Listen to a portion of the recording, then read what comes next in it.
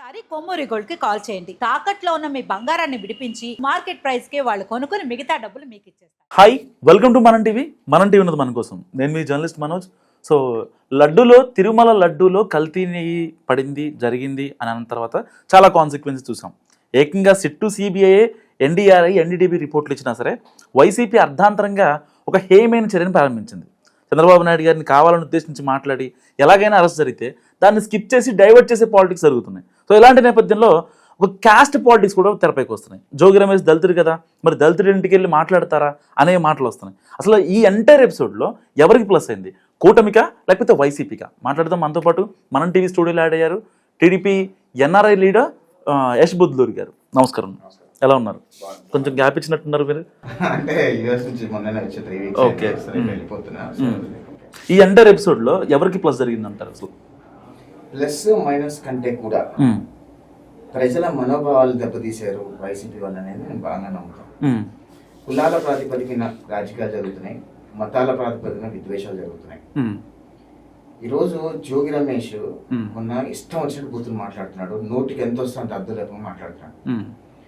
వాడు వీడు చంద్రబాబు నాయుడు, చంద్రబాబు, లోకేష్, అరే లోకేష్ ఇట్లా మాట్లాడుతున్నారు. ఇదే భాష కొట్టిన కొడతాం కూడా అన్నాడు. ఇదే భాష పిచ్చుకోకుని కొట్టిన కొడతాము, మా కులం జోలికి వస్తే బాగోదు అది అంటాడు. బూతులు తిట్టేటప్పుడేమో కులాలు గుర్తురావు. బూతులు తిట్టిన తర్వాత ఎప్పుడైతే జనాలు రియాక్ట్ అవుతారో అప్పుడు కులాలు గుర్తొస్తాయి. మేము బీసీల మీద దాడులు చేద్దాం అనుకుంటున్నారా అని అంటూ ఉంటారు. ఇదే భాష తెలుగుదేశం పార్టీ వాళ్ళు కూడా జగన్మోహన్ రెడ్డి మీద వాడచ్చు, కానీ ఒక థిన్ లైన్ అనేది ఉంటది, ప్రజలు హర్షించరు అని. వీళ్ళు ఏ భాష అయితే అధికారంలో ఉన్నప్పుడు ఏ రకంగా అయితే ప్రజలు హింసించారో దాని ప్రాతిపదికనే ప్రజలు చంపకు పెట్టి దౌడ పెట్టి కొడితే 11 సీట్లు పడిపోయారు. ఇప్పటికి కూడా జగన్మోహన్ రెడ్డికి ఇంకిత జ్ఞానం లేకుండా జోగి రమేష్ మీద పర్టికులర్ గా టీడీపీకి ఏమన్నా కోపం ఉంది అనుకోవచ్చా? జోగి రమేష్ అనేవాడు మంత్రి పదవి కోసం జగన్మోహన్ రెడ్డి కళ్ళలో పట్టడం కోసం చంద్రబాబు నాయుడు ఇంటి మీద దాడి చేసి చంద్రబాబు నాయుడు ఇంటి దగ్గరకు వచ్చి ఏదో రౌడీగా నేను మగాడిని చూపించుకునే ప్రయత్నం చేశాడు. నేను ఒకటే విషయం చెప్తాను, అధికారం ఉన్నప్పుడు అందరూ మగాళ్ళని ఫీల్ అవుతారు. ఓకే, వాస్తవం అది. అధికారం లేనప్పుడు ప్రతిపక్షంలో ఉండి మాట్లాడేవాడే మగాడు అనుకుంటా. అవును. ఎగ్జాంపుల్, మా పార్టీలో మగాళ్ళు 100 మంది చెప్తాను నేను. ప్రతిపక్షంలో ఉండి జగన్ రెడ్డి మీద ఫైట్ చేసిన వాళ్ళు 100 మంది చెప్తా. ఉదాహరణ నన్నే తీసుకోండి. నేను జగన్మోహన్ రెడ్డిని మొదటి రోజు నుంచి ఆఖరి రోజు వరకు ఏకి బారేశాను. ఏ రోజు కూడా ఎక్క దగ్గర మా ఆస్తుల మీద దాడులు చేశాడు, మా అమ్మ మీద దాడి చేశాడు, మా తమ్ముడి మీద దాడి చేశారు, ఇల్లు బాగలు కొట్టారు, నన్ను అరెస్ట్ చేసి చంపాలని ప్రయత్నం చేశారు, నన్ను అక్కడ చంపాలని ప్రయత్నం చేశారు. ఎక్కడ నెక్క దగ్గర. ఓకే, అది మొగతనం అంటే. ఈ రోజు మీరు ప్రతిపక్షంలో ఉన్నారు. జోగి రమేష్ గారి దమ్ముంటే, నేను చెప్తున్నా వాడి భాషలోనే వాడికి చెప్తున్నా, వాడికి దమ్ముంటే, జోగి రమేష్ అనే వాడికి దమ్ముంటే ఈ రోజు చంద్రబాబు నాయుడు గారు గేట్ తాకమనండి. అది మొగతనం అంటారు. అంతేగాని అధికారం అడ్డు పెట్టుకొని, పోలీసులను అడ్డు పెట్టుకొని నేను ఏదో చేస్తా, ఏదో పిక్తా, హీరో అయిపోదాం అనుకుంటే అది వర్కౌట్ అవ్వదు. సరిగ్గా ఎప్పుడైతే నిండు సభలో చంద్రబాబు నాయుడు గారిని వైసీపీ నాయకులు కొంచెం అసహ్యంగా మాట్లాడిన తర్వాత, ఎప్పుడైతే వాళ్ళు ఓడిపోవడం జరిగింది, దాని తర్వాత జోగి రమేష్ గారు ఆయనలో కొంచెం రియలైజేషన్ కనపడింది. నిజంగా మా భార్య కూడా చెప్పింది, అసలు నిండు సభలో చంద్రబాబు నాయుడు గారిని అలా అని ఉండకూడదు, అందుకనే మేము ఇలా ఈ స్థాయిలో కూర్చొని ఉన్నాం, ఈ స్థితిలో ఉన్నాం అని చెప్పి అన్నారు. మళ్ళీ అలాంటి వ్యక్తి నారా లోకేష్ని పిచ్చికోతలు పోయడం, పిచ్చికొక్కలను కొట్టిన కొడతా, ఈ ట్రాన్స్ఫర్మేషన్ ఎలా చూడొచ్చు? అంటే దాని వెనకాల జగన్మోహన్ రెడ్డి గారా, సోకాల్ రెడ్డి సార్? అంటే నేను అంటుంది ఏంటంటే, జోగి రమేష్ గారి భార్య మాట అన్నప్పుడు, లోకేష్ గారు అన్నప్పుడు జోగి రమేష్ గారి భార్య జోగి రమేష్ ప్రశ్నించి ఉండాలి కదా. అవును, ప్రశ్నించి ఉండాలి.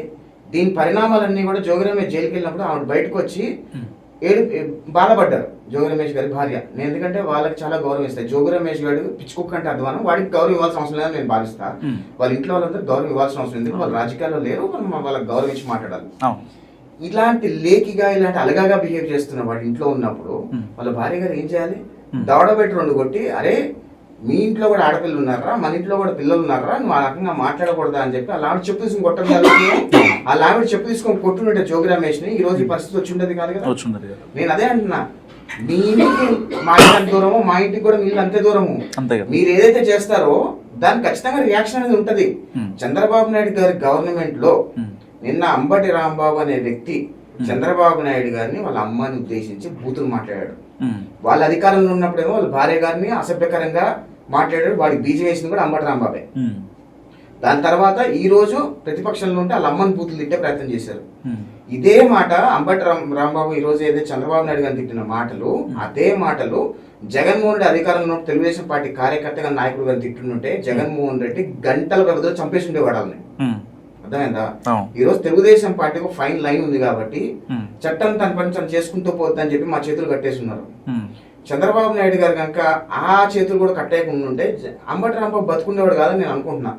తెలుగుదేశం పార్టీ వాళ్ళని ఎంత కంట్రోల్ చేయగలగాలో అంతకంటే ఎక్కువగా కంట్రోల్ చేసి పడేశారు. సార్ ఇదే పాయింట్ లో అప్పుడు జగన్మోహన్ రెడ్డి గారు ఉన్నారు 2023 నవంబర్ ఒక బహిరంగ సభలో, అప్పుడు జూలై నెలలో ఒక పెద్ద విధ్వంసం జరిగింది. 2023 జూలైలో టీడీపీ వాళ్ళు వెళ్ళి వైసీపీ వాళ్ళు టీడీపీ వాళ్ళ మీద దాడులు చేశారు. మా నాయకుడిని అంటవా అని చెప్పి. సరే అసలు అది వాళ్ళే హైలైట్ చేసుకుని వాళ్ళ మీడియాలో హైలైట్ చేసుకుని అన్నాడని చెప్పి ఫోటో చేసి పిచ్చి కుక్కని ముద్ర వేసి కొట్టారు. మరి ఇప్పుడు అంబటి రాంబాబు డైరెక్ట్ గా ఒక సీఎంనే మీడియా ముందు డిజిటల్ సాక్ష్యాలు ఉన్నాయి, అన్నీ ఉన్నాయి. మరి ఇప్పుడు ఈయన ఏమనకూడదు అంటారా? నిజంగా జగన్మోహన్ రెడ్డి కొంచెం కూడా సిగ్గుండదేమో అనిపిస్తుంది ఒక్కోసారి. ఏం మాట్లాడుతుందో జగన్మోహన్ రెడ్డి తెలియదు అనుకుంటా నేను. జగన్మోహన్ రెడ్డి మన ప్రెస్ మీట్ పెట్టేసి అంబటి రాంబాబు కలిసి బయటకు ప్రెస్ మీట్ పెట్టి ఏమంటాడు, చంద్రబాబు నాయుడిని అంబటి రాంబాబు తిట్టడం కరెక్టే, కానీ దాని తర్వాత సారీ చెప్పాడు కదా, దాన్ని అందరూ హర్షించాల్సింది పోయి మీరు అందరూ వ్యతిరేకిస్తున్నారు ఏంటి అని అడుగుతున్నాడు. మరి బోస్ డీకే అన్న మాట చాలా కామన్ గా వాడే మాట అది. ఎన్నో సినిమాల్లో కూడా ఉంది బోస్ డీకే అని. కనికల్బరి గారు, ఎల్బి శ్రీరామ్ గారు ఇలా బోస్ డీకే అని మాట్లాడతారు కదా, చాలా సరదాగా మాట్లాడతారు. అలాంటి సరదాగా మాట్లాడే బోస్ డీకేకి ఒక భయంకరమైన బూత్ ని అటాచ్ చేసి ప్రజలు వాళ్ళ కార్యకర్తలు ఉసిగొలిపి పార్టీ ఆఫీస్ మీద దాడి చేస్తే పక్కన డీజీ ఆఫీస్ ఉన్నా సరే ఆ రోజు పోలీసులు అందరూ వాళ్ళ చేతులు ఉన్నారు కాబట్టి ఎటువంటి రక్షణ కల్పించుకుంటే ఆ రోజు ప్రాణాలు పోయి ఉంటే కనీసం 10-20 మంది ప్రాణాలు పోయి ఉండేది ఆ రోజు. ఈ రోజు జగన్మోహన్ రెడ్డి అనే వ్యక్తి వాళ్ళ కార్యకర్తలు అదే రకంగా ఉసుగొలుపుతున్నాడు.